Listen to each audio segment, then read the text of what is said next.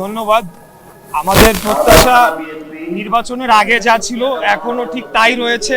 আমরা বাংলাদেশকে একটি গণতান্ত্রিক, একটি মুক্ত, একটি স্বাধীন সার্বভৌম রাষ্ট্র হিসেবে সবসময় গড়ে তুলতে চেয়েছি। বাংলাদেশ জাতীয়তাবাদী দলের লড়াইটা সেটাই ছিল। বিগত 17 বছরে নির্বাচনকে ধ্বংস করে দেওয়ার মাধ্যমে, গণতন্ত্রকে ধ্বংস করার মাধ্যমে আসলে মুক্তিযুদ্ধকেই ধ্বংস করেছিল। যারা মুক্তিযুদ্ধের দাবিদার ছিল, মুক্তিযুদ্ধকে বিক্রি করেছে, বিক্রি করে দেশকে লুটপাট করেছে, গুম খুন হত্যার রাজ্য বানিয়েছিল।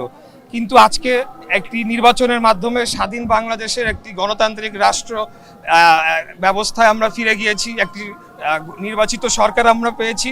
এখন আমাদের জনগণের যে প্রত্যাশা সেটা ছোট হতে পারে, বড় হতে পারে, এক এক অঞ্চলের মানুষের, এক এক শ্রেণী পেশার মানুষের এক এক প্রত্যাশা।